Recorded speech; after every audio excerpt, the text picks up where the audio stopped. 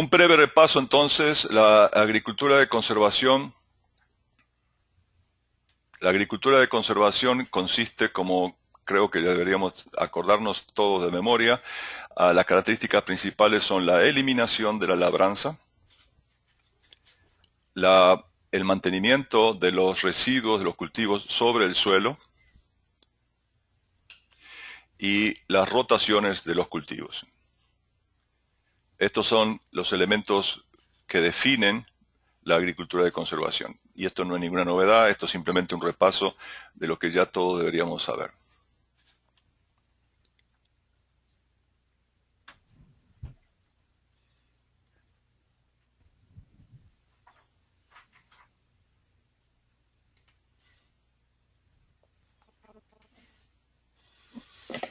El objetivo de este seminario entonces es evaluar el impacto de la adopción de la agricultura de conservación sobre el manejo de los nutrientes. Esto va a ser el centro del tema de hoy y va a ser una presentación necesariamente general, como vamos a ver a continuación, por las razones que voy a explicar a continuación. Es importante las preguntas. Si hay preguntas, si hay dudas, al final no se olviden de que hay que aprovechar estas oportunidades para tratar de aclararlas. Entonces, trataremos de explicar lo que podamos al final. Un primer aspecto que tenemos que recordar y que es sumamente importante es que desgraciadamente la información que tenemos sobre muchos de estos temas actualmente en México es limitada.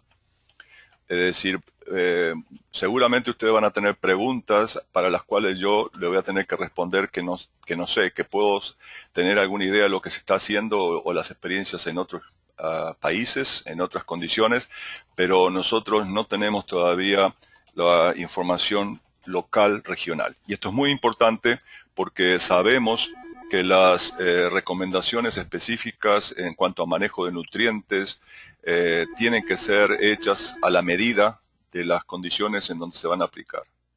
Hay mucha variabilidad en las condiciones de los suelos, en las condiciones ambientales, y entonces no podemos hacer recomendaciones generales para toda una región muy amplia y mucho menos para un país. Entonces esto es un punto débil que tenemos que reconocer y que en otras circunstancias, en otros momentos en el pasado, ha llevado a problemas, a fracasos y a limitaciones en la adopción de la labranza de conservación o de inclusive otras tecnologías por tratar de aplicar el mismo enfoque, los mismos recetas, digamos, en ambientes muy disímiles, muy diferentes.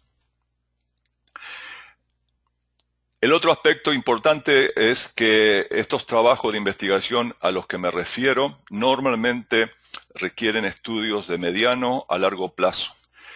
Muchos de los cambios que nos interesan, que tienen impacto positivo desde el punto de vista de la agricultura de conservación en la sostenibilidad, en la calidad de los suelos, como mencioné antes, esos cambios transcurren o tienen lugar gradualmente, lentamente.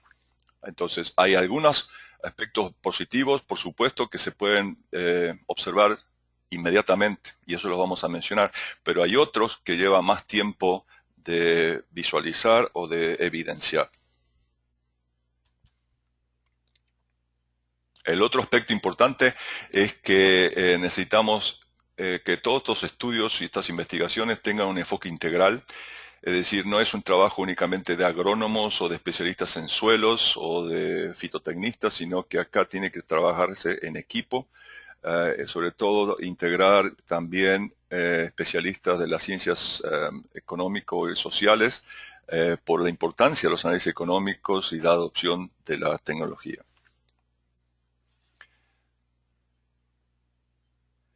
Como mencionaba entonces, la agricultura tradicional, la agricultura convencional, implica el movimiento del suelo. Quizás no usando estos tractores tan grandes o estas herramientas tan grandes, pero sí hay un elemento común que es que el suelo se revuelve, se mezcla a través de las operaciones de labranza. Y esto generalmente sirve para incorporar residuos y también sirve para incorporar otros productos. Enmiendas, por ejemplo, es una operación muy intensa que tiene impactos muy serios y marcados sobre las características de los suelos. Cuando nosotros empezamos a practicar agricultura de conservación, todo esto se detiene. Es decir, la revoltura del suelo, la incorporación de residuos ya no ocurre y entonces hay un cambio muy drástico en las características del sistema. Y ese cambio va a repercutir en algunas propiedades, algunas características que se pueden ver inmediatamente, que la vamos a mencionar a continuación, y otras, como decía, que son más graduales, de desarrollo más lento. ¿Cuáles son los principales cambios entonces que tiene lugar cuando se adopta la agricultura de conservación? El suelo va a tener más agua. Normalmente puede oscilar alrededor de un 15, 20, 25% de mayor contenido de agua, lo cual obviamente en condiciones de temporal y de temporal incierto y de cambio climático, todo esto nos ayuda. Eso es uno de los problemas que siempre ocurre, son problemas recurrentes que limitan la productividad de la agricultura en nuestro país. La agricultura de conservación definitivamente contribuye a eso, aumentando el contenido de agua en el suelo. La presencia del rastrojo sobre el suelo, de los mantillos, produce una disminución en la temperatura. El suelo no se calienta tanto como cuando estaba descubierto, desprotegido. Y junto con esto, el suelo muestra menos variaciones térmicas, oscilaciones térmicas. O sea, los valores extremos de las temperaturas no son tan diferentes, hay menos variación. La materia orgánica comienza a aumentar en respuesta a la acumulación de residuos sobre el suelo y a la disminución de la labranza, a la ausencia de la incorporación.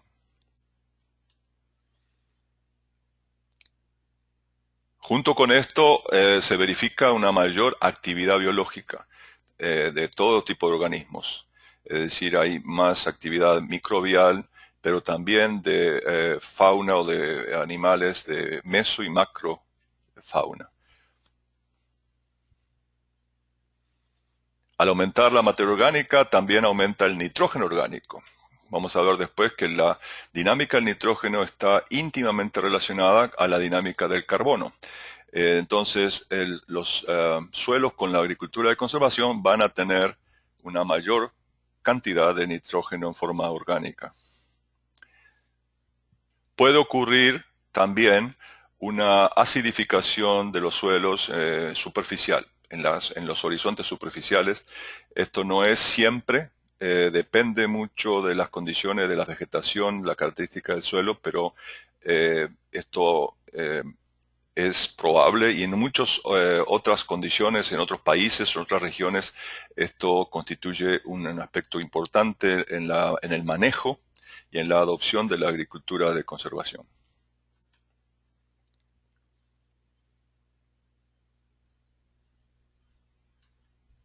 Entonces, tratando de ver el panorama general, lo que tenemos es que con la agricultura de conservación no se mezcla el suelo. Eso es fundamental de tenerlo presente. Lo cual significa que no se van a poder incorporar, como se hacía tradicionalmente, fertilizantes, residuos y enmiendas como la cal.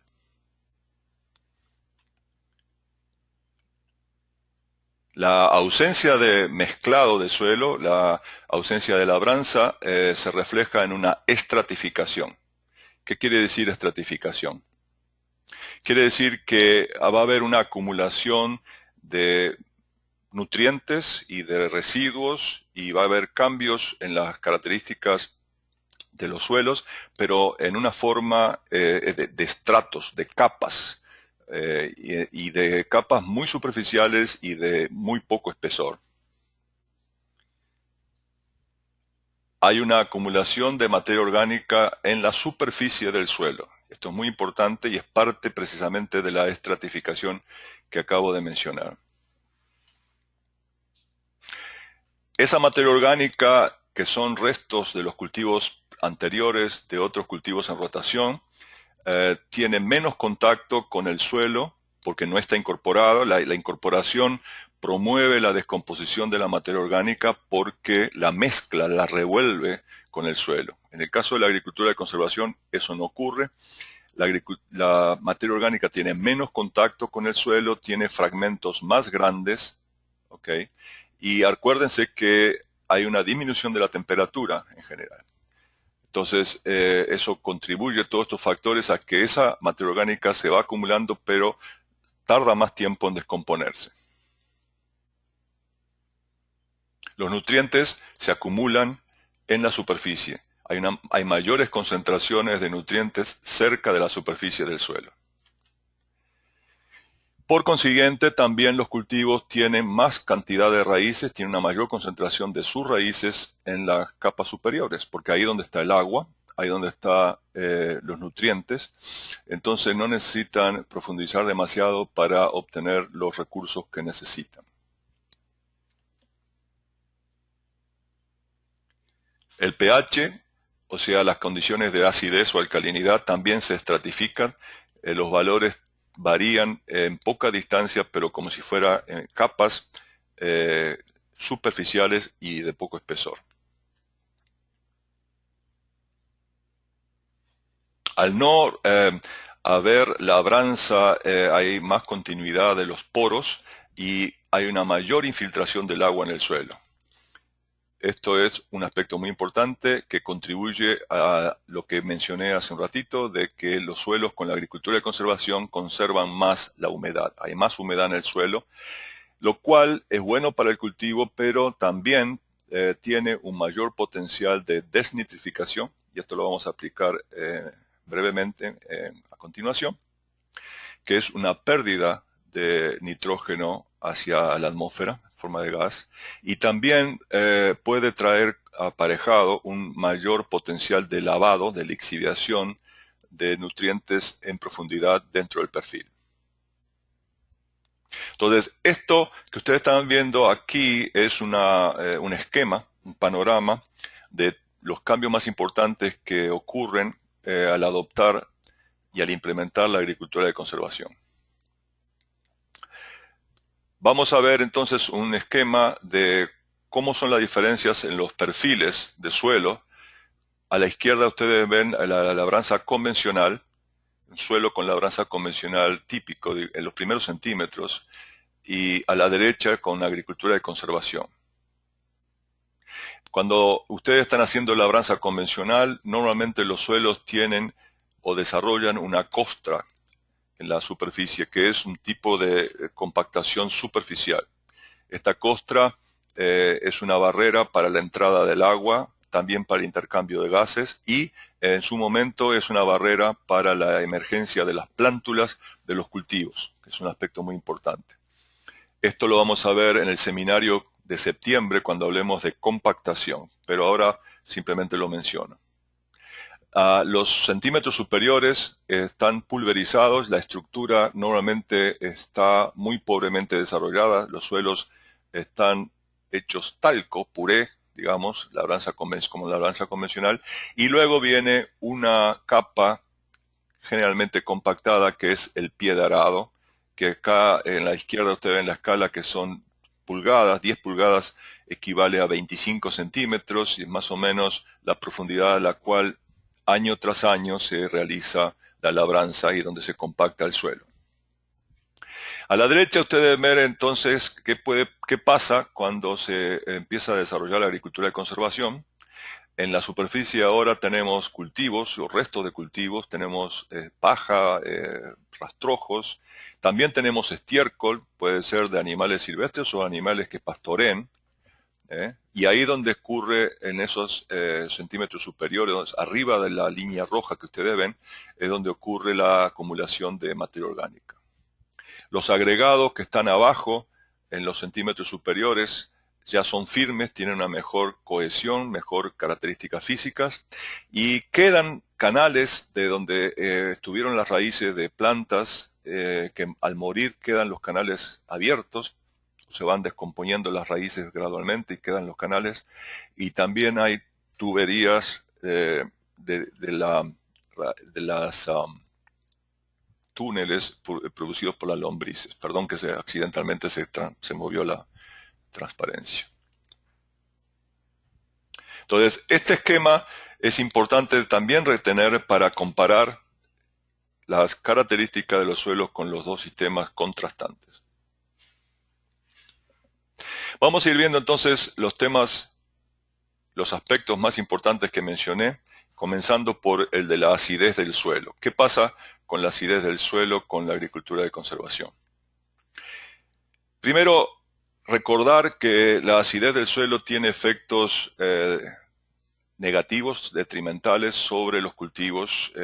Muchos de estos efectos se debe a la toxicidad producida por el aluminio en las raíces. Ustedes ven en esta foto las imágenes a la izquierda son de raíces normales y a la derecha raíces pobremente desarrolladas en suelo que tiene niveles de aluminio intercambiable altos. Los suelos ácidos tienen menos disponibilidad de bases, o sea, cationes con beneficios nutricionales como el potasio, calcio, magnesio. Ocasionalmente puede ocurrir también que los niveles de manganeso sean altos y se manifieste como toxicidad de manganeso, que no es normalmente visualizado en las raíces, sino en las hojas. Acá ustedes ven una foto de un frijol, una planta de frijol, donde están las hojas achaparradas, la planta achaparrada y las hojas arrugadas, producidas por niveles altos de manganeso. Y la acidez también se refleja en una menor actividad microbiana. Muchos de los microorganismos que tienen funciones útiles en el suelo disminuyen su actividad con pHs bajos. También muchos productos químicos que se usan en la sanidad vegetal tienen menor efectividad con pHs bajos. Por ejemplo, la atracina, que es un herbicida que se usa muy frecuentemente en maíz, disminuye mucho su efectividad como herbicida cuando los pH de los suelos bajan de 6.2. Entonces, pHs bajos y usar atracina pueden tener más problemas de malezas porque la atracina se descompone más rápidamente. ¿Por qué los suelos se acidifican? Hay muchas razones. Una de las principales, quizá la principal causa de la acidificación de los suelos en sistemas agrícolas es el uso de fertilizantes amoniacales. No todos los fertilizantes amoniacales tienen la misma capacidad de acidificar. En esta tabla ustedes pueden ver que en un extremo tenemos productos como la urea o el nitrato de amonio, que no son tan acidificadores como el sulfato de amonio o los polifosfatos de amonio, que tienen el doble de capacidad de generar ácido. Esa columna que ustedes ven a la derecha muestra los kilos de cal que se requieren por cada kilo de nitrógeno que se aplica debido a la acidez que generan esos fertilizantes en el suelo. Si le aplicamos la cal o no, eso depende del productor, pero la acidificación ocurrió. El suelo se va acidificando gradualmente. Y si partimos de suelos con materiales originales ácidos, este problema se muestra mucho más rápidamente. Los suelos también se pueden acidificar porque las bases se lavan, o sea, a través de muchos años y especialmente en zonas húmedas y con suelos arenosos, se va perdiendo por lavado los cationes como el potasio, el calcio, el magnesio, y eso repercute en una acidificación de los suelos. Pero también las bases pueden ser perdidas porque las extraen los cultivos. O sea, los cultivos extraen potasio, extraen calcio, extraen magnesio y si no se ponen, si no se reponen eso, al final vamos a terminar con situaciones de acidificación marcada.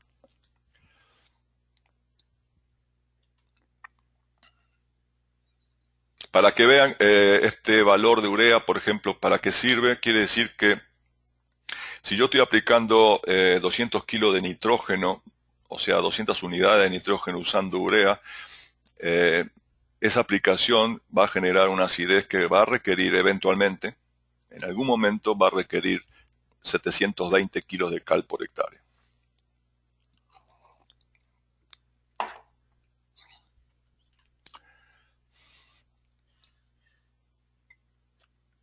Los residuos vegetales también acidifican.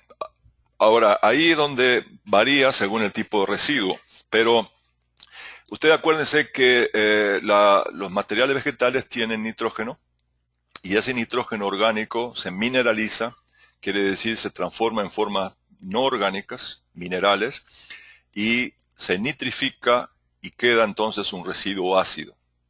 Es decir, quedan hidrogeniones ahí como producto de esa mineralización y nitrificación. Eh, los componentes azufrados que tienen las plantas también se oxidan, como ustedes ven en este esquema, y dan como producto ácido sulfúrico, obviamente es ácido. Y algunos componentes pueden dar un residuo alcalino, o sea, los oxalatos de calcio, por ejemplo, que son componentes importantes en algunas especies vegetales, pueden dar como origen al descomponerse hidróxido de calcio.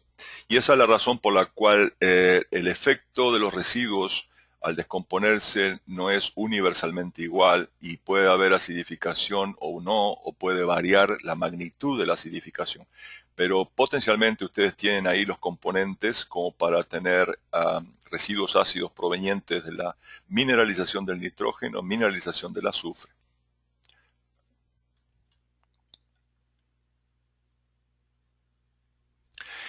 Estos datos que ustedes están viendo ahora son resultado de la investigación de CIMMYT en el Batán. Después de 14 años, ustedes pueden ver el efecto de diferentes sistemas de manejo. Acá pueden tener combinaciones de dos sistemas de labranza convencional, labranza cero, con y sin rotación de cultivos, con y sin residuos sobre el suelo. Ustedes pueden ver que este valor que está acá, el cuadrito color azul, es labranza cero, monocultivo, sin residuos, y es el tratamiento donde el pH bajó más, está alrededor de 5,3. Pero quiero que observen una cosa importante, y es que este pH está medido en los primeros 5 centímetros del suelo. Si ustedes van a mayor profundidad, a los 15 centímetros, o inclusive entre los 5 y los 10 centímetros, prácticamente no hay diferencias entre los tratamientos. Entonces, esto es lo que yo mencionaba antes como estratificación. Es decir, los cambios en los valores de pH ocurren en estratos, en capas. Entonces, la capa que va de 0 a 5 centímetros es donde ustedes tienen más posibilidades de ver los efectos de las prácticas de manejo en propiedades tales como el pH.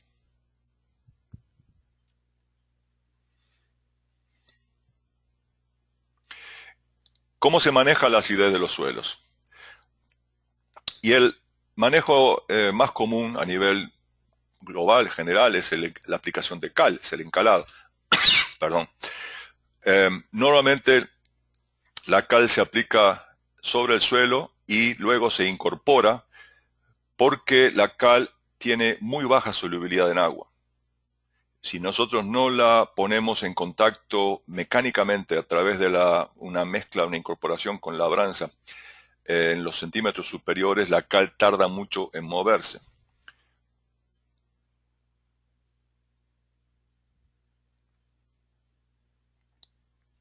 La cal se puede aplicar manualmente, como ustedes ven en estas fotos, y se puede incorporar con tractor o se puede incorporar con yunta o con un animal de tiro. pero tiene que incorporarse porque es la forma de hacerlo más efectivo.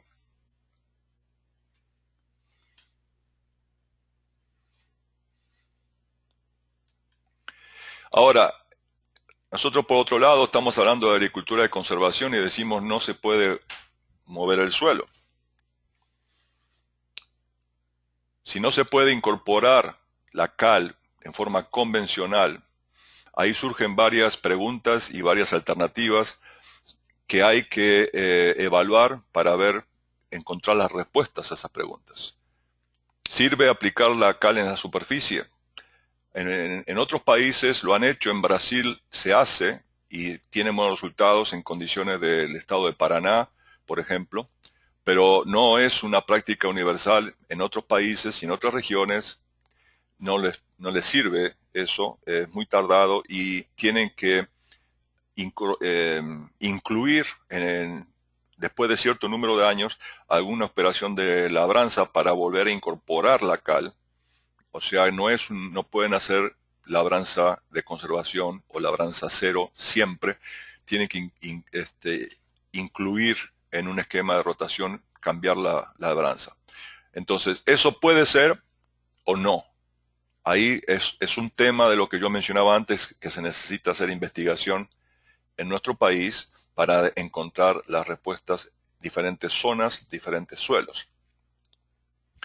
Hay lugares donde se ha visto que el movimiento del suelo al sembrar con la pura sembradora, aunque es muy superficial, alcanza porque, como dijimos antes, el problema de la acidez se desarrolla principalmente en los centímetros superiores. Entonces, si la acidez está concentrada en los 5 centímetros, es probable que el movimiento al sembrar, el movimiento del suelo al sembrar alcance como diría, una mini incorporación.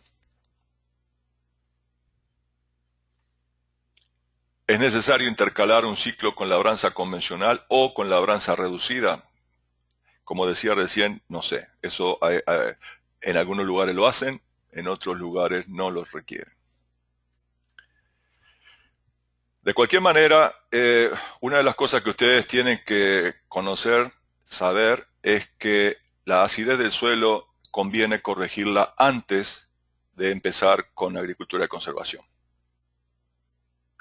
Esta gráfica que ustedes ven a la derecha muestra claramente que cambiar el pH a más de 10 centímetros de profundidad en base a aplicaciones de cal en la superficie es un proceso muy tardado. Ustedes ven que la línea blanca que está al centro, que mide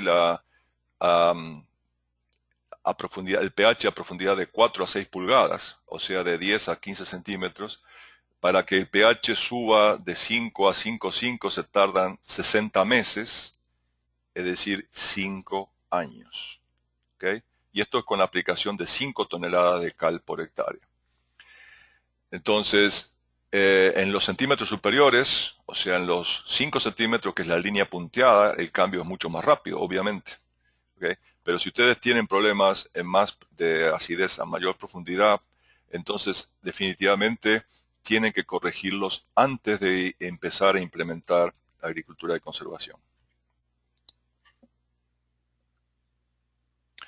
Segundo tema importantísimo dentro de esto del cambio de la agricultura convencional a la agricultura de conservación es el nitrógeno. Y acá es importante entender los procesos del nitrógeno, de la dinámica del nitrógeno que intervienen. Los procesos a los que vamos a referirnos son la inmovilización, la volatilización, la desnitrificación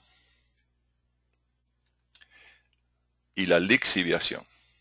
Vamos a ir viendo uno por uno y los vamos a ir viendo en el contexto de qué pasa con la agricultura de conservación en relación a cada uno de estos procesos. Primero vamos a ver entonces la inmovilización. Y tenemos que verlo en el contexto del ciclo del nitrógeno. ¿Okay?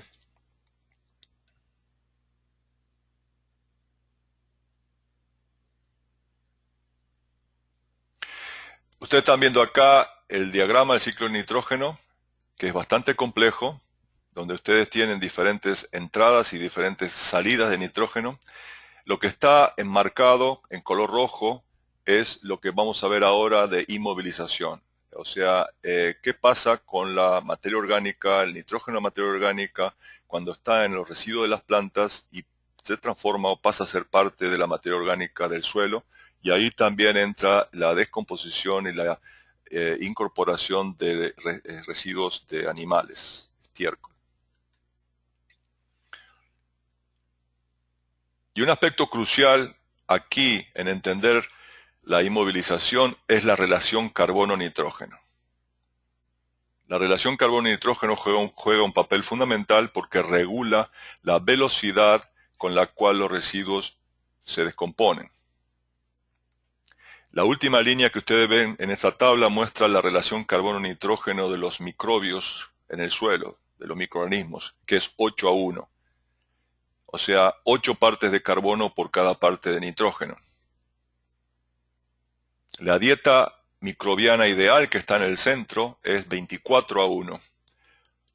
La diferencia entre 24 y 8, que son 16 unidades de carbono, es lo que los microorganismos usan para obtener energía, y eso se pierde como anhidro carbónico. Entonces, si ustedes le proporcionan una dieta al suelo, a los microorganismos, que tenga una relación carbono-nitrógeno 24:1, es ideal, porque de esos 24:1 los microorganismos utilizan 16 partes de carbono como energía y les quedan 8, que es lo que forma parte del protoplasma, de su constitución. Entonces, si los residuos que nosotros ponemos sobre el suelo o en el suelo tienen una relación carbono-nitrógeno más grande, más amplia que 24:1, como por ejemplo estos productos que vemos acá arriba, paja de trigo, residuo de maíz, la descomposición va a ser más lenta porque los microorganismos van a tener mucho carbono y poco nitrógeno. Está desbalanceado en el sentido de mucho carbono, poco nitrógeno. Entonces, si no tienen una fuente de nitrógeno disponible que puedan usar, la descomposición va a ser muy lenta. Por el contrario, aquellos productos que están acá abajo, en la parte inferior de la tabla, tienen relación carbono-nitrógeno muy pequeña y esos productos se van a descomponer más rápido. Tenemos entonces residuos de leguminosas, estiércoles, ¿no?, porque tienen una relativa abundancia de nitrógeno en comparación con el carbono. La situación que tenemos acá entonces es de que tenemos que buscar un balance.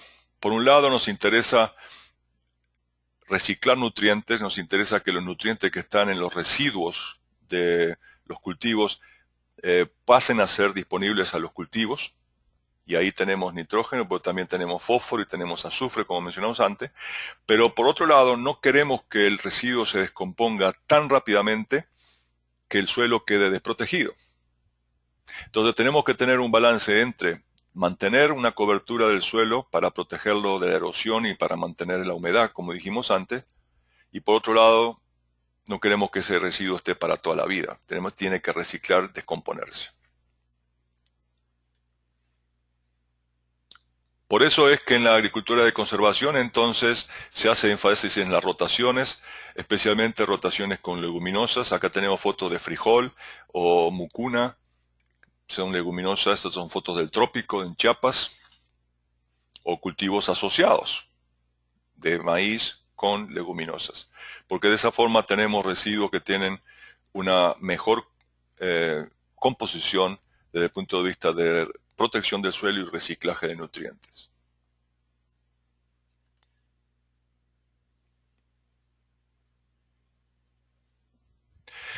Si tenemos entonces residuos con una relación carbono-nitrógeno alta en la superficie, como ustedes ven en esta foto, vamos a tener una descomposición lenta,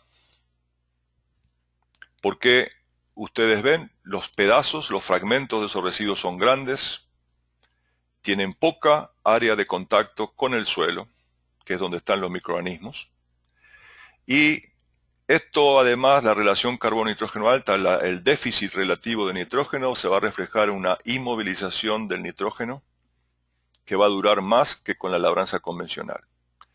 Es decir, que si esta paja que ustedes ven en esta foto se mezclase con el suelo a través de la labranza, se va a descomponer definitivamente mucho más rápido que lo que se va a descomponer dejándola sobre el suelo. En el suelo, entonces, protege el suelo, le mantiene humedad, pero el precio que tiene es que eso se va si no tiene por un tiempo nitrógeno de otras fuentes, va a haber una inmovilización del nitrógeno por parte de los microorganismos al descomponer esos residuos. Entonces, cuando nosotros empezamos con la agricultura de conservación en los primeros años, esto es lo que generalmente se observa desde el punto de vista del rendimiento y nitrógeno. Acá tenemos la línea continua, que es labranza convencional, y la línea punteada, que es labranza con mantillo o labranza de conservación o agricultura de conservación. Y en el eje de la Y es rendimiento y en el eje de las X es dosis de nitrógeno. Y realmente esto ustedes lo pueden pensar para maíz o para trigo, no importa. Es una curva, una relación bastante general. Lo que quiere decir esto es que si ustedes están trabajando con dosis bajas de nitrógeno en esta zona de la curva, hay una interacción entre la labranza, entre el método de labranza y el nitrógeno, y en esa zona de bajas aplicaciones de nitrógeno, el rendimiento de la labranza de conservación es menor que en la labranza convencional. Y eso se debe precisamente a que la labranza convencional, al descomponerse más rápidamente, tener una tasa de mineralización de la materia orgánica más alta, libera nitrógeno que lo pueden usar los cultivos. Cuando la dosis de nitrógeno sigue subiendo a la derecha del punto X, entonces lo que vemos es que los rendimientos con la labranza de conservación suben más que con la labranza convencional. Precisamente por los efectos que mencioné anteriormente, de que la labranza de conservación mantiene humedad, crea un mejor ambiente para el desarrollo de las raíces. Entonces, si no tiene limitaciones de nitrógeno, el cultivo va a responder mejor a la ausencia de la labranza, y la labranza de conservación le saca ventajas a la labranza convencional.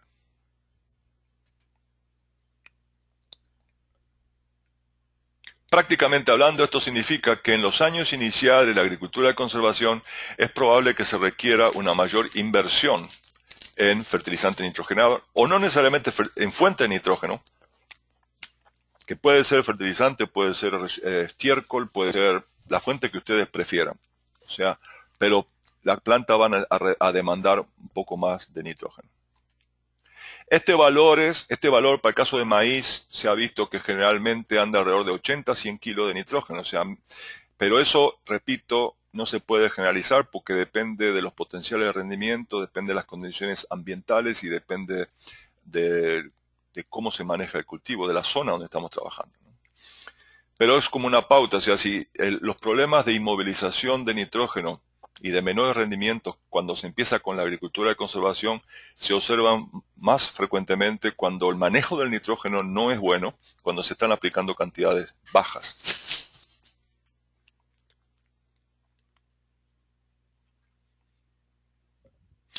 ¿Qué pasa entonces a largo plazo cuando eliminamos la labranza o la reducimos?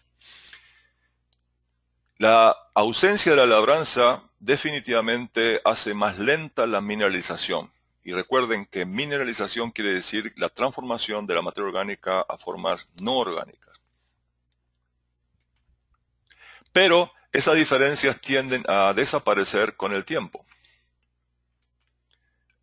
Y esto ustedes lo pueden ver en esta forma, una ecuación donde vemos que los kilonitrógenos mineralizados, es decir, los kilonitrógenos que vienen de la materia orgánica, se pueden expresar en función de la tasa de mineralización, que es lo que está a la izquierda entre paréntesis, luego el porcentaje de nitrógeno orgánico en la materia orgánica y obviamente depende del contenido de materia orgánica en el suelo.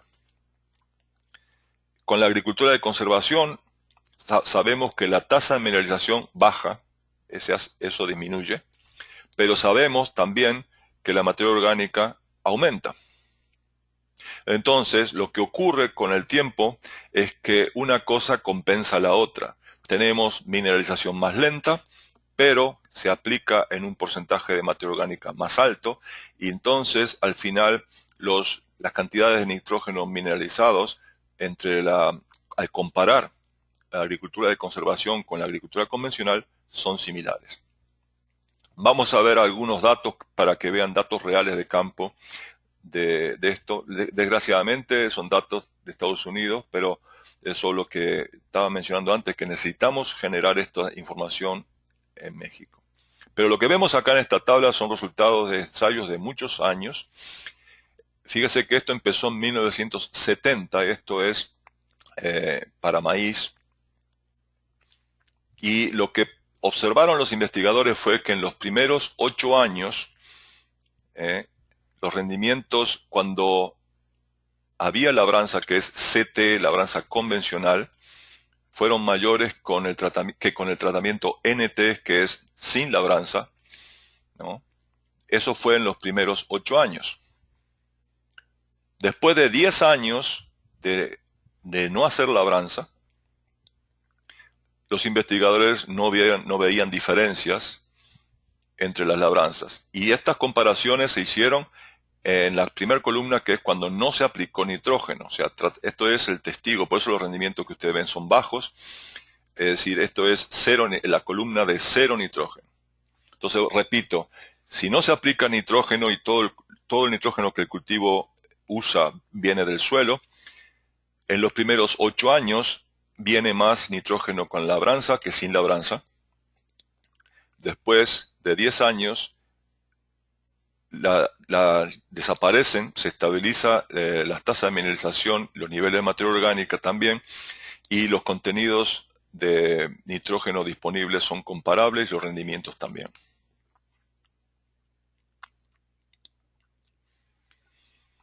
Esto en la gráfica inferior de abajo de la tabla ustedes ven los cambios NT sin labranza, CT labranza convencional en los primeros 5 centímetros, y lo que está en el eje de las Y es la cantidad de nitrógeno en el suelo. Como mencionaba antes, sin labranza el nivel de nitrógeno es mayor que con labranza. El problema es que ese nitrógeno es nitrógeno orgánico y tiene que mineralizarse para estar disponible para los cultivos.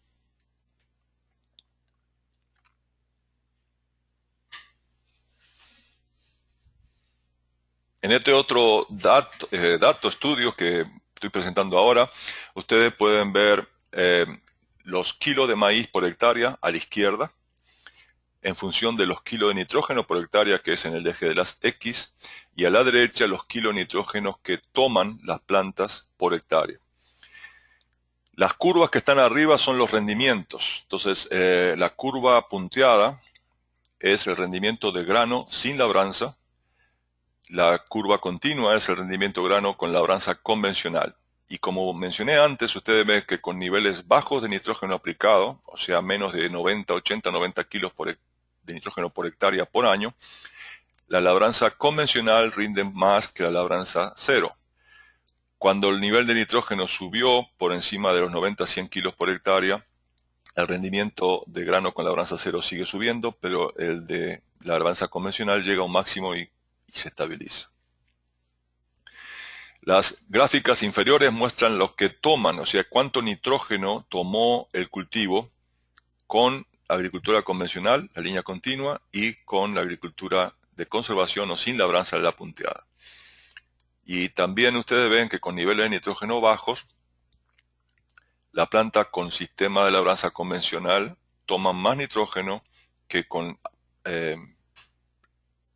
sin labranza, con la agricultura de conservación. Entonces, obviamente esto se refleja en valores de eficiencia diferentes. Eficiencia de recuperación, en este caso, la eficiencia de recuperación del nitrógeno con la agricultura de conservación o sin labranza es menor con dosis bajas, ¿ok? Pero es mayor con dosis altas. Esta eficiencia de recuperación mide la cantidad del nitrógeno en la planta, en la biomasa, en relación al nitrógeno total. Y esto es un valor muy importante porque es el aprovechamiento del nitrógeno aplicado, es decir, lo que no se recupera en el cultivo queda en el ambiente y puede estar en el suelo disponible para otros ciclos, pero también puede perderse y ser un factor contaminante.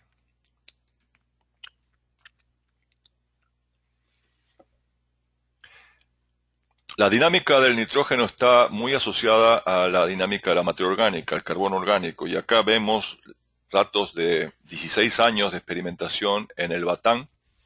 Es uno de los pocos resultados que hay sobre estudios de largo plazo, y qué bueno que los tenemos, para ver qué pasa con la materia orgánica. Y, por ejemplo, si ustedes ven esta columna a la izquierda, de 0 a 5 centímetros, observen, estamos hablando de 5 centímetros. Esta línea de abajo, que tiene 1.34% de carbono, esto sería prácticamente el sistema tradicional, es decir, labranza convencional, monocultivo y sin residuos. Después de 16 años, ese suelo tiene 1.3% de carbono. El suelo que tuvo 16 años con labranza cero, rotaciones y con residuo sobre el suelo, tiene 2.2. Una diferencia obviamente significativa. ¿Okay? Pero fíjese que eso tardó 16 años en manifestarse, ¿no? De 5 a 10 centímetros con el maíz, también las diferencias fueron significativas, aunque los contenidos de carbono son menores. Fíjese que de 2.2% de carbono es en los 5 centímetros superiores, de 5 a 10 es 1.5, es una diferencia bastante importante, simplemente en 5 centímetros. Y esto es la estratificación que yo mencionaba antes. En los sistemas basados en trigo también se observa esto en los primeros 5 centímetros, pero no es visible en los de 5 a 10. Sí, una de las cosas que es importante entender es que la materia orgánica del suelo cambia, pero cambia muy despacio. Y cuando se estabiliza el sistema, cualquiera sea el sistema que ustedes consideren, se estabilizan también los valores de la materia orgánica. Si ustedes ven esta gráfica totalmente teórica, arbitraria, yo quise mostrar un nivel de materia orgánica hipotético cuando los sistemas eran basados en tracción animal. Vamos a suponer la época de la colonia o anterior a la introducción de la mecanización en la agricultura. Al introducirse la mecanización en la agricultura, los tractores, los niveles de materia orgánica bajan más porque la labranza se hizo todavía más intensa.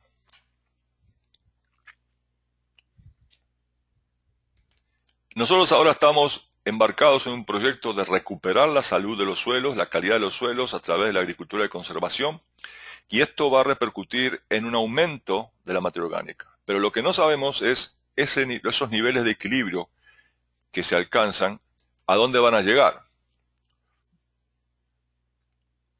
¿Cuál va a ser el nivel de equilibrio cuando se estabilice la agricultura de conservación? ¿Va a ser este, o va a ser más alto, o va a ser intermedio? No sabemos. Entonces, no se puede decir a priori, de antemano, cuánto tiempo va a requerirse para llegar a un nuevo equilibrio, y tampoco cuál será el porcentaje de materia orgánica en el nuevo equilibrio. O sea, yo acabo de mostrar esos resultados que se midieron en el Batán después de 16 años, y yo estoy seguro que si se le hubiera preguntado a los investigadores hace 16 años, cuando comenzaron, que de hecho fue más de 16 años, empezaron en 1991, si le hubieran preguntado qué valores iban a tener 16 años después o cuánto tiempo iban a llevar a alcanzar 2.2% o más de 2% de carbono, difícil, no creo que se lo podrían haber dicho, ¿no?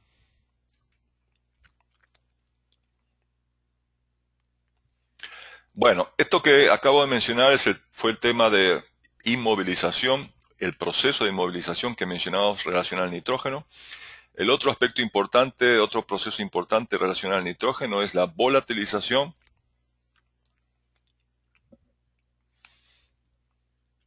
Si volvemos a ver el ciclo de nitrógeno, la volatilización tiene que ver con las pérdidas de amoníaco, NH3, que ocurren a partir de estiércol o de fertilizante.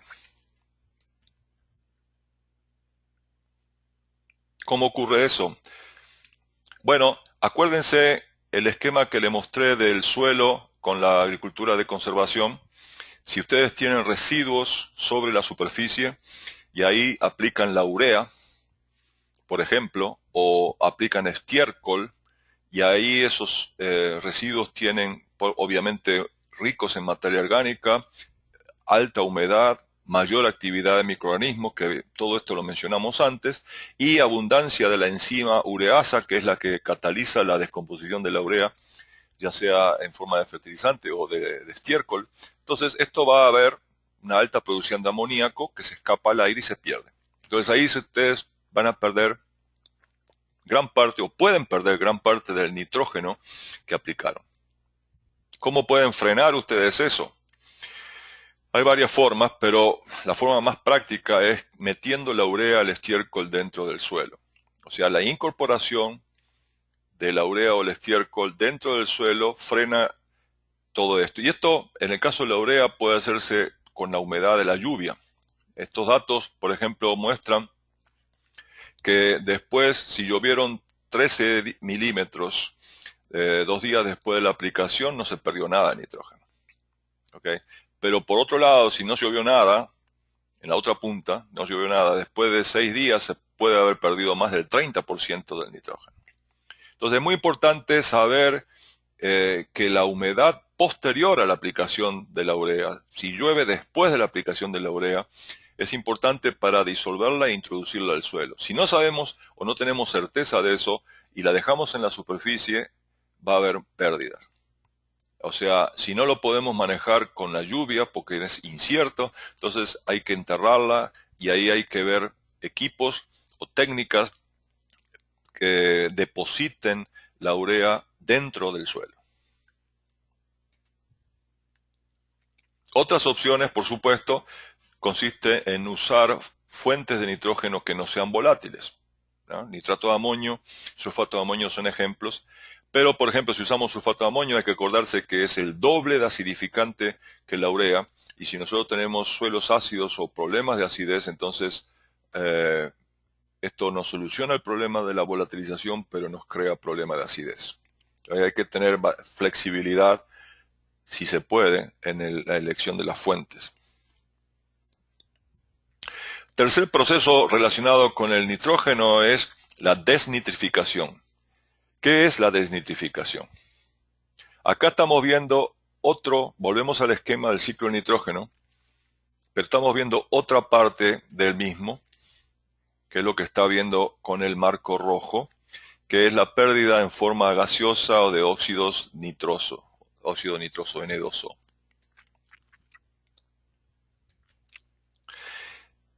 ¿Qué pasa cuando sube demasiado el contenido de agua en el suelo? El agua, por ejemplo, llovió mucho o se encharcó, hay pobre drenaje, sube el contenido de agua en el suelo y simultáneamente con esto baja el contenido de oxígeno. Hay menos oxígeno porque hay menos aire. El agua sustituye el aire dentro del perfil. Entonces, los microorganismos que necesitan oxígeno y no lo pueden sacar del aire, ¿de dónde lo van a sacar? Bueno, lo sacan de compuestos como el nitrato. Ustedes ven la fórmula de nitrato, tiene 3 átomos de oxígeno por cada uno de nitrógeno. Esta es la reacción que ocurre. El nitrato pasa a óxido nitroso, nitrito, y después eventualmente a óxido nitroso, que es el N2O, y al final se produce el gas nitrógeno, que es el más abundante en la atmósfera, ¿no? Sabemos que 78-79% de lo que estamos respirando es nitrógeno. Entonces, ¿qué se necesita para que la desnitrificación ocurra en forma importante? ¿Qué requerimientos son? Pues necesitamos que no haya oxígeno, o sea, exceso de humedad, normalmente. Necesitamos tener materia orgánica y necesitamos también tener nitratos. Entonces, ¿tenemos esto o no lo tenemos con la agricultura de conservación? Entonces, los efectos de la agricultura de conservación sobre las emisiones de N2O Y esto es importante porque el N2O es un gas de efecto invernadero y es mucho más potente que el anhídrido carbónico. Entonces es importante disminuir las emisiones desde el punto de vista del impacto en la atmósfera, desde el punto de vista de calentamiento global. Por un lado, la agricultura de conservación tiene un menor potencial para las emisiones de gases de efecto invernadero porque, como dijimos, pues tiene menores temperaturas. El suelo tiene mejor estructura, lo cual favorece el drenaje.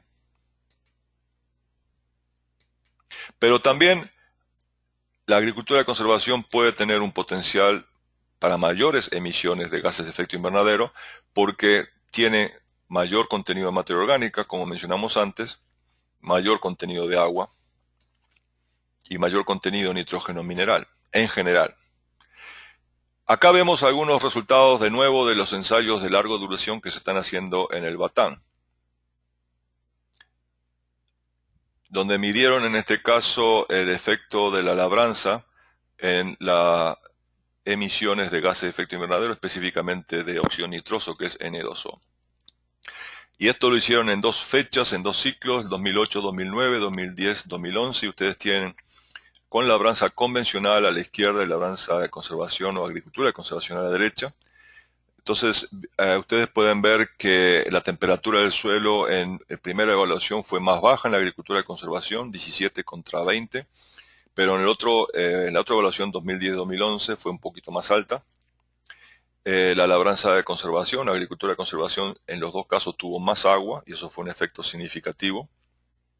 La concentración de nitratos fue más baja en el 2008-2009, fue también más baja en el 2010-2011, las diferencias fueron significativas, y el flujo de N2O fue más alto en el 2008-2009 con la agricultura de conservación y fue más bajo en el 2010-2011, aunque no se determinó la significancia estadística de esa diferencia.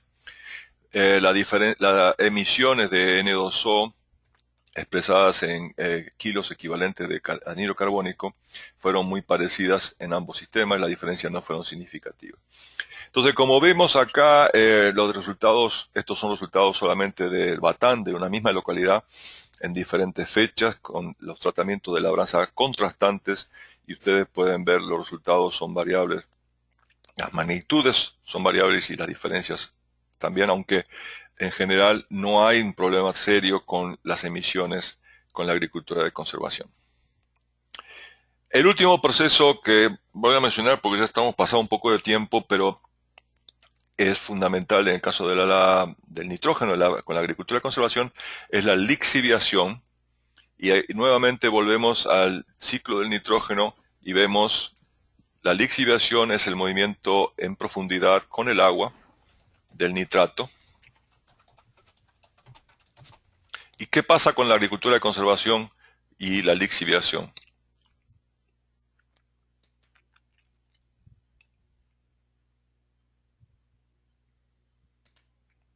El nitrato se mueve con el agua porque es muy soluble en agua y porque el nitrato tiene carga negativa y entonces no es atraído ni retenido en el suelo.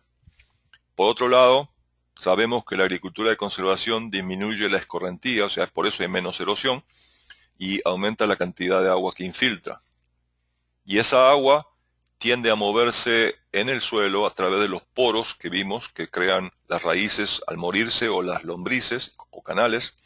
Entonces hay vías preferenciales, vías de preferencia para el movimiento de nitratos. Entonces si tenemos el residuo sobre el suelo, tenemos algunos lugares donde los nitratos que estaban en la superficie en los centímetros superiores pueden moverse en profundidad más rápidamente. Entonces, definitivamente hay condiciones para que se puedan perder una mayor proporción de nitratos con la agricultura de conservación.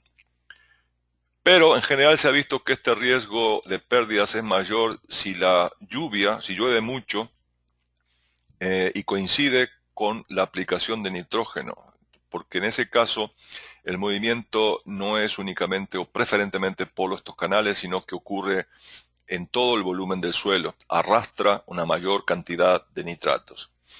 Entonces, lo que se ve es que estos canales favorecen el movimiento rápido, pero también son una vía alternativa. Es como el agua se desvía y no se mueve por todo el perfil, sino la mayor parte se mueve en estos canales rápidos.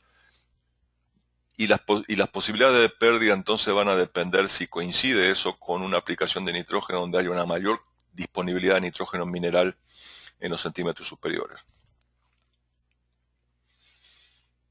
Entonces llegamos a esta pregunta, que es la que se hacen muchos productores y técnicos.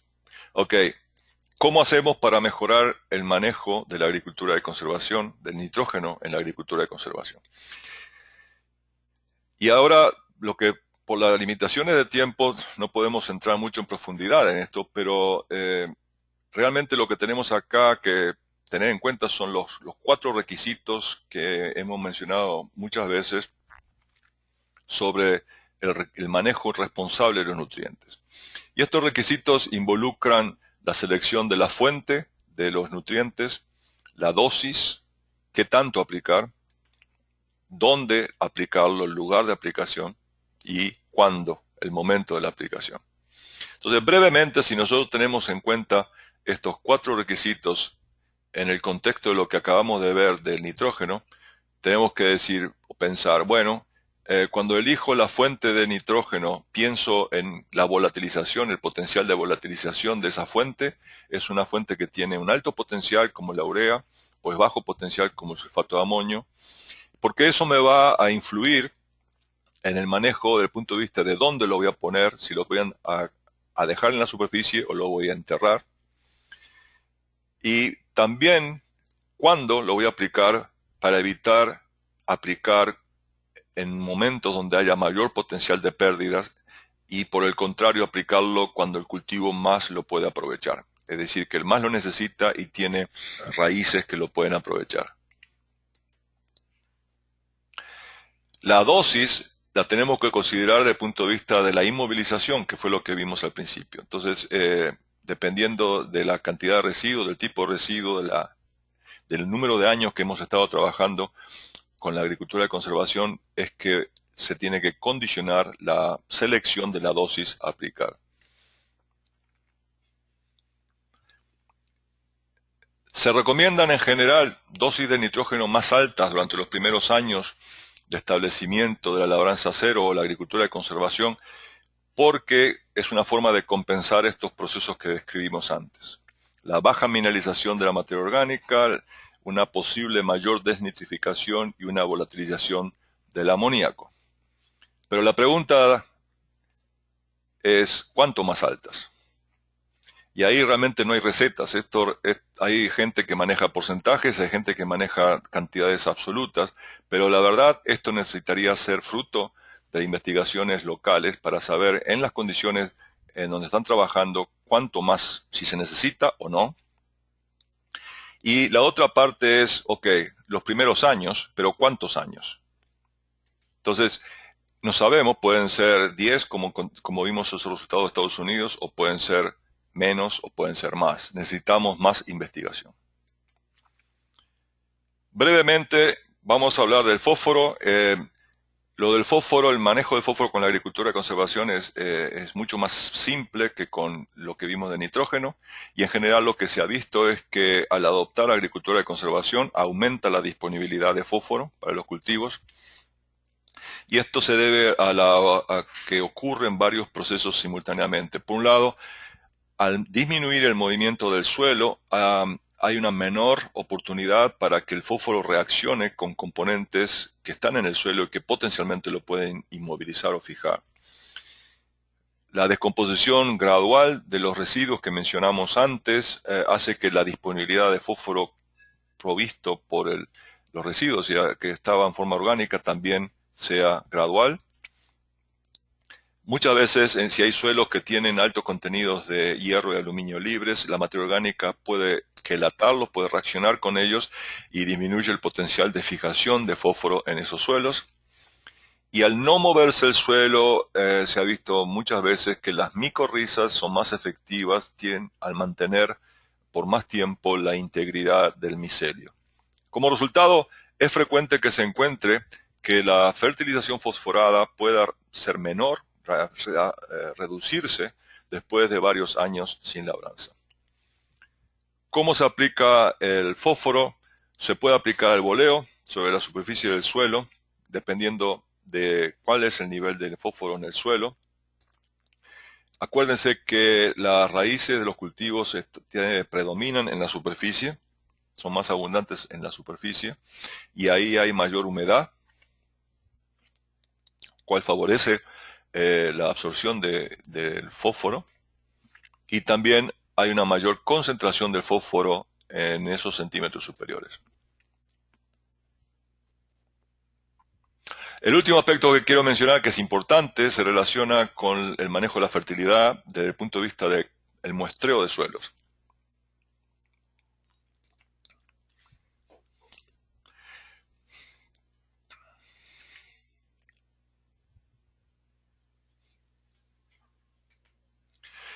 Entonces, la pregunta es, ¿el muestreo de suelos con la agricultura de conservación va a ser al azar también? ¿Y a qué profundidad va a ser? ¿Va a ser igual que con la agricultura convencional o hay que cambiar?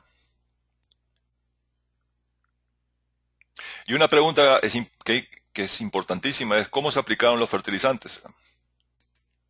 Si se aplicaron al boleo, si los fertilizantes en general se aplicaron en cobertura total del boleo, se puede seguir muestreando al azar.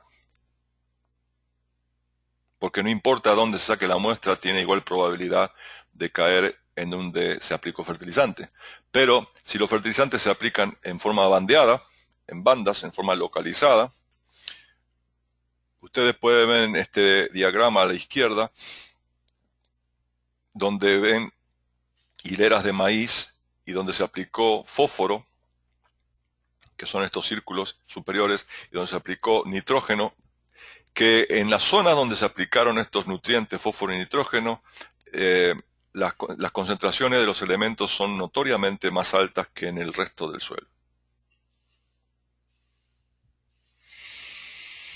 Entonces, si se aplican en bandas, hay muchas recomendaciones, hay muchos criterios. Yo voy a presentar acá uno que es bastante popular y que los voy a ejemplificar para un cultivo que está sembrado en hileras a 80 centímetros. Entonces,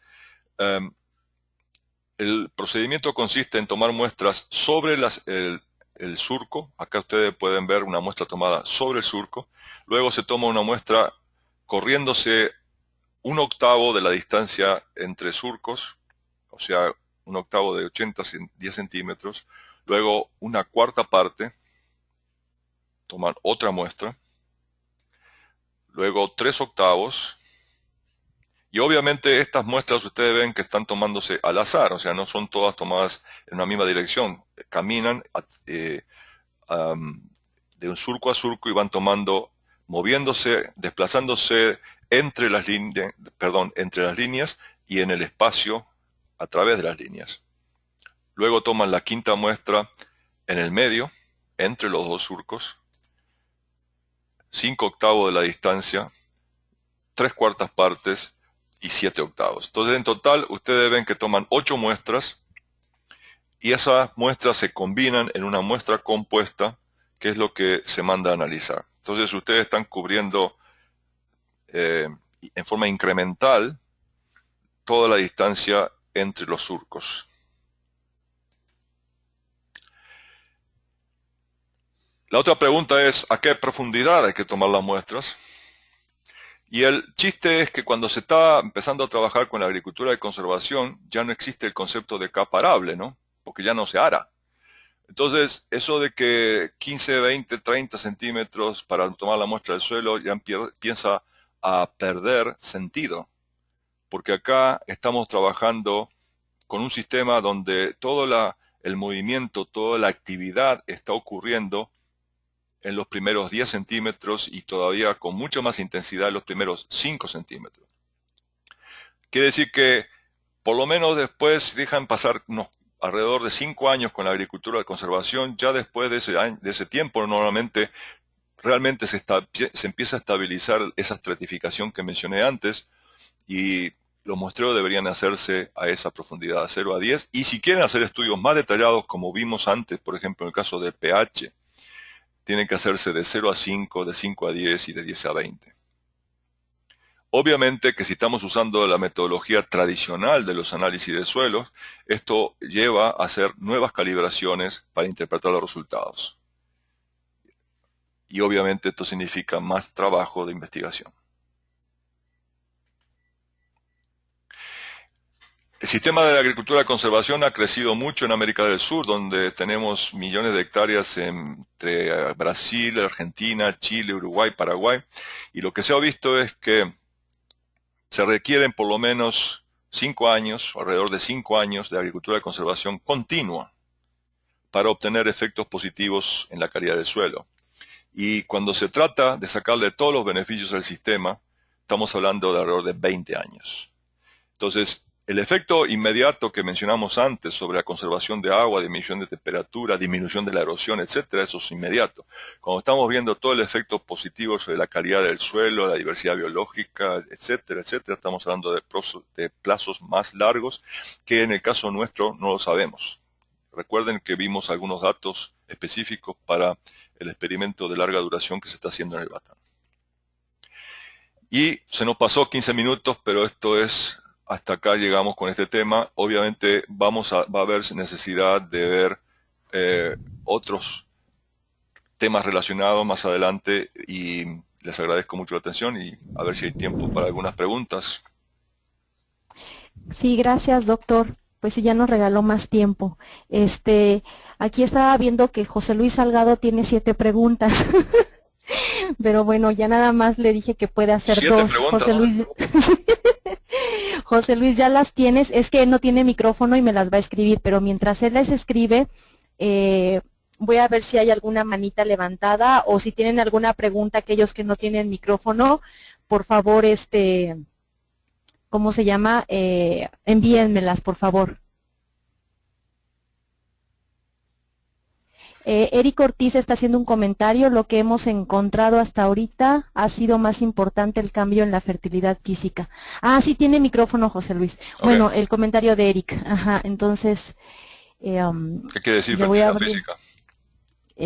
Eric, si nos escuchas, ¿nos puedes especificar bien, por favor? Y bueno, le voy a dar la palabra a José Luis. Sí, abrí el micrófono. Ok, entonces, primero le voy a dar la palabra a Eric y después a José Luis. Permíteme, Eric.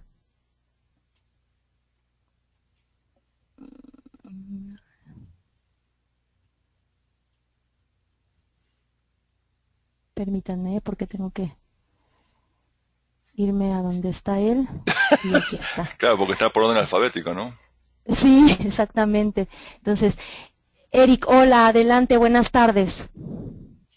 ¿Me escucha, Eric? Creo que no. No, se perdió. Ya tiene abierto el micrófono. A ver. Eric. Tiene una pregunta Gerardo Lara. Ajá. A ver, bueno, Ahí, Eric, ¿ya? ¿me escuchas? Sí, perfecto, adelante. Sí, sí te escucho. Sí, Perfecto, me adelante. refiero a la fertilidad física, doctor, en cuanto a que los análisis del suelo que hemos hecho en parcelas de 3-4 años en materia orgánica no ha cambiado tan sustancialmente, pero la parte de densidad aparente, por ejemplo, sí hemos observado que cambia, y bueno, el efecto en campo que hemos observado es que hay como una mejor dinámica del agua. Haga de cuenta que aún en una lluvia fuerte hay una buena, como se incrementa el espacio poroso, hay una buena distribución de la humedad, y si lo manejas un poquito con la cama permanente bien formada, no hay tanto problema de que, digamos, haya exceso de humedad. Claro. La otra que quisiera aprovechar rapidito, de lo que hemos observado acá, cuando se da el cambio de la labranza convencional que el productor maneja, por ejemplo, en muchas zonas sin residuo, de golpe a agricultura de conservación, el problema de la inmovilización Sí. es mucho más fuerte. No tanto así cuando, por ejemplo, los productores manejan labranza mínima y han venido incorporando residuos. Lo que hemos observado ahí que no es tan fuerte. Un caso bien común aquí en Bajío, en pata de sorgo, la gente que año con año empaca, das el cambio a agricultura de conservación y si no le compensas con unas, acá manejamos 7 unidades de nitrógeno por tonelada de rastrojo, si no le compensas se te amarilla el trigo, por ejemplo. No así cuando se han venido incorporando residuos.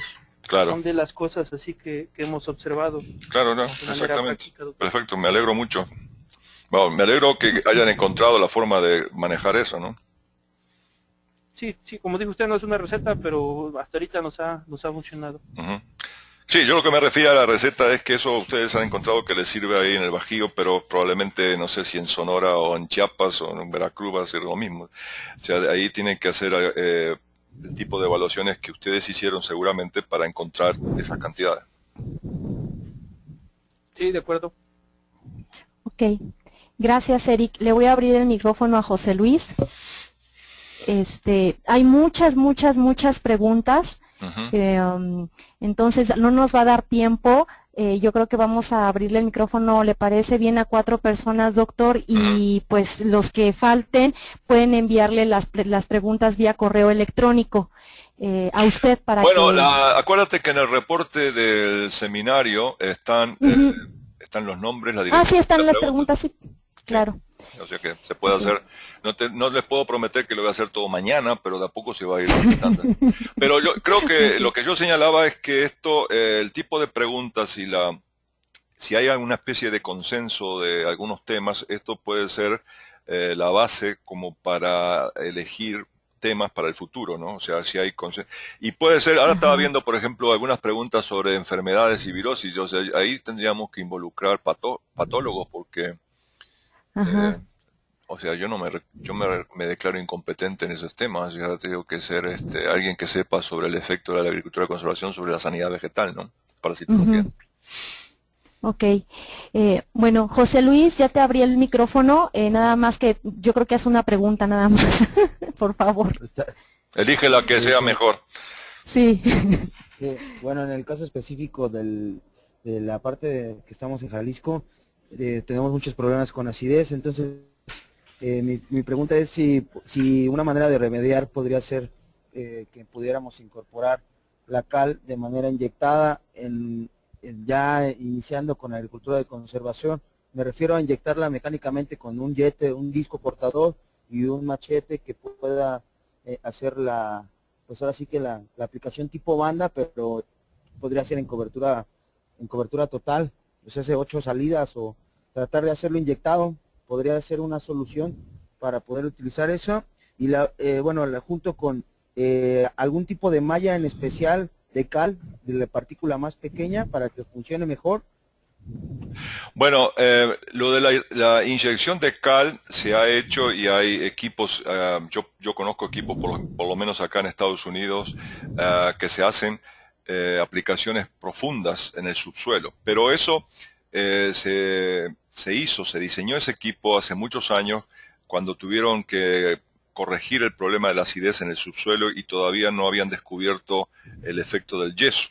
Entonces seguían aplicando cal y obviamente para facilitar el movimiento de la cal al subsuelo modificaron unos subsoladores, le pusieron una especie de protecciones a alas y unos tubos de caída donde la cal quedaba aplicada en profundidad. Pero como digo, eso ya se descontinuó porque es muy caro, requiere mucha energía y hay alternativas más prácticas. Normalmente la cal se usa para los centímetros superiores, o sea, yo me estoy refiriendo a 10, 15 centímetros, y eso generalmente se hace con la incorporación en la superficie con rastras. Ahora, un aspecto importante ahí que yo quiero señalar porque me he encontrado mucho con la idea de que los técnicos muchas veces manejamos que la profundidad de incorporación de la cal es igual a la profundidad de trabajo del disco, lo cual no es correcto. O sea, la profundidad de incorporación de cualquier cosa, no nada más de la cal, pero también herbicidas o cualquier otra enmienda, lo que sea, es alrededor de la tercera parte de lo que es la profundidad de trabajo. Quiere decir que si ustedes están trabajando, por ejemplo, con disco de 16 pulgadas de diámetro, o sea, 16 por 2.5 es 40 centímetros, ¿no? Y obviamente no va a poder trabajar a más de 20 porque está el eje. O sea, y la tercera parte de esos alrededor de unos 7, 8 centímetros, ¿no? Entonces, quiero aprovechar en nuestra palabra la pregunta tuya para aclarar el concepto de cuál es normalmente la profundidad efectiva de incorporación, que no es igual a la profundidad de trabajo. Pero, volviendo a la pregunta específica tuya, de la malla, que es la segunda parte, normalmente las partículas más finas son las que pasan la malla de 60. Yo no conozco si en México hay regulaciones acerca de eso.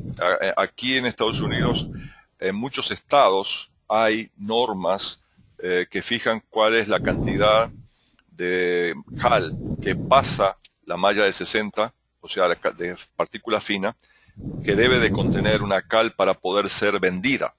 O sea, hay regulaciones. Yo no sé si en México eso está estipulado en alguna ley o en alguna norma oficial mexicana, pero en general la malla que se considera como límite es la de 60, y cuanto más pase por esa malla, más fina es la cal, ¿no? La partícula de la cal. Ok. Bueno, gracias, José Luis. Y pues mándale las otras preguntas al doctor por escrito. Si lo van a poner escrito, que lo ponga por escrito y aparecen en el resumen. Exactamente. ¿Tenemos tiempo, doctor, para alguna otra pregunta? Sí, podemos hacer una más, o una o dos más. Ok.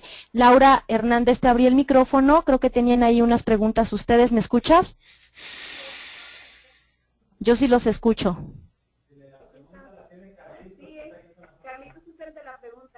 A ver, Carlitos. Buenas tardes. Buenas tardes. La situación de la exhibición en agricultura de conservación, si ya tenemos una capa realmente de 3 o 4 años, yo digo que sería muy factible un tractor pequeño con discos que nos permitiera ese fertilizante o bajarlo un poco más a la situación radicular. O sea, no tanto que movamos tanto suelo, sino que con un tractor pequeño, con llanta angosta, poder meter ese fertilizante más abajo. No sé qué tan factible lo vea. Bueno, en realidad estás hablando de la volatilización, ¿no? Así es, perdón, sí, así es. O sea, sí, realmente lo que se trata es, de alguna forma, con un cuchillo, con un disco cortador, con un chuzo, depositar el fertilizante por debajo del suelo, taparlo. Los productores que no tienen máquinas, que lo hacen manualmente, si lo tienen, si lo pueden enterrar y lo tapan, el fertilizante, ya está. O sea, con eso alcanza. De lo que se trata es de que la urea, si estamos hablando específicamente de la urea, que la urea, cuando se descompone en el suelo, origina amonio, NH4, que tiene una carga positiva. Si ese amonio queda retenido con los coloides del suelo, con las arcillas, no se puede volatilizar. Ahora sí que muerto el perro se acabó la rabia, no hay problema. Entonces, todo es la idea tuya me parece buena, o sea, no necesita tractores muy grandes que vayan a compactar. Con un tractor pequeño o algún implemento que simplemente deposite la urea bajo el suelo y posibilite que quede tapada, ya, con eso se solucionó el problema. Las pérdidas prácticamente se eliminan. Muchas gracias. De nada. Saludos. Igualmente. Gracias, Carlos. Bye. Y bueno, tenemos también ¿Quién más? a Odette. Odette Nava. Hola, Odette. ¿Me Hola. escuchas? ¿Dónde está Odette? No la Está veo. levantando la mano, pero... Odette, ¿sí me escuchas? Ah, sí, allá, allá. Creo que ahí va. Odette. Adelante, Odette.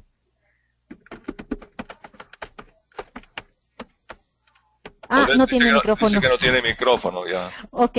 Entonces, bueno, ya mandaste tu pregunta, ya la vi y el doctor te la contestaría. Le voy a abrir el micrófono a otra persona. Ok, vamos a ver. Mauricio Rivera, ¿me escucha? No. No, Bueno, entonces Martín Aguirre. Martín Aguirre. ¿Martín? Sí, adelante. Sí, Martín, adelante. ¿Tiene alguna pregunta? No, Sí, Carlita, para checar nada más. ¿Sí me escucha bien? sí, sí. Sí, adelante. Ah, ok. El sulfato de amonio podemos utilizarlo con uso frecuente en suelos con pHs elevados, o sea, suelos muy alcalinos, o tendríamos alguna restricción por la cantidad de cal que se tendría que utilizar en caso de acidificar el suelo. No, en el caso de suelos de pH alto no hay problema, al contrario, o sea, es bueno. La acidificación va a ocurrir, pero en esos suelos es algo bueno, ¿no? El problema es con suelos que ya naturalmente son ácidos o que se han acidificado, y entonces el uso del sulfato de amonio agrava el problema, pero pHs en suelos, el uso del sulfato de amonio en suelo de pH alto no hay problema. Sí, por eso hago la pregunta, porque aquí en la hermosa comarca lagunera, los pHs son muy elevados, están arriba de 8, 8.5 hasta 8.7. Entonces eso nos puede beneficiar de alguna manera. Por eso hice la pregunta para Sí. estar seguro. Sí, perfecto, sí. Ok. Gracias, Martín. Bueno, otra pregunta más, doctor. Ujú. Humberto Benjamín Rosales, ¿tiene alguna pregunta? Ah, no tiene micrófono, perdón. Pero ya está ahí la pregunta por escrito. Esas las las va a contestar, perdón, el doctor después. Ujú. Gabriela González. Girbey López. ¿Tiene micrófono, Girbey? No, entonces me voy con Gaby González. Gabriela González, ¿tiene micrófono? Tampoco. Bueno, el que insiste es entonces José No. Luis Salgado. Gabriela ¿No? González no tiene micrófono. No tiene micrófono. Bueno, a ver, Fabricio. ¿Fabricio tiene micrófono? Sí. Ok. Ok, ¿tiene alguna pregunta? Sí, claro, adelante. Bueno, realmente ya me la contestó acerca del pH, con pH Ah, alto. ok. Ok, Que era mi pregunta que tenía ahí también perfecto. para el manejo con AC, pero ya Ok. me aclaró que puede ser mejor manejado entonces. Muy bien. Ok, gracias, Fabricio. Por ahí Aurelio me está diciendo que tiene la mano levantada, entonces vamos a abrirle el micrófono a Aurelio. Ok, perfecto. Aurelio, adelante. Sí, buenas tardes, Hola. Carlita, doctor Registro. Buenas tardes a todos. Realmente plan de una sesión donde Aurelio, no se escucha bien. Está distorsionado. Sí. Aurelio. Perdón, Aurelio, no se escucha bien su micrófono. Si lo checa, por favor, y ahorita le vuelvo a abrir el micrófono.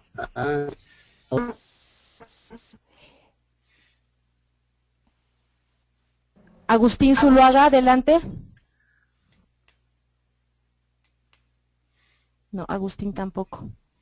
Bueno, yo Ok, creo que en todo entonces- caso, yo reviso las preguntas y si quedan cualquier cosa, ahí tienen la dirección de correo electrónico también, pueden mandarla con mucho gusto, ¿no? Claro. Bueno, entonces, Y si hay comentarios o sugerencias para temas, insisto, que te los hagan llegar y tú me lo haces Sí. llegar y ya podemos planear otras cosas, ¿no? Perfecto. Ok, pues en total fueron 187 Sí. asistentes y hay personas que están dentro de un grupo, así es que seguramente somos más. Les pediría que me enviaran, aquellos que están acompañándose para oír esta videoconferencia, me enviaran la lista para tenerlos ya en el directorio y poderles hacer llegar la invitación. Y nada más recordarles que el 19 de septiembre es nuestra próxima videoconferencia, también con el doctor Taz. El tema es suelos compactos. Yo les estaré enviando la invitación y la información para que nos podamos conectar. Les agradezco a todos el hecho que hayan estado aquí con nosotros. Sí, perdón, doctor, adelante. No, nada más para recordarte que, recordarles a ellos también que lo de la, el acceso, o sea que se le va a mandar una liga para la versión grabada y también lo que ustedes estén grabando ahí en CIMIT.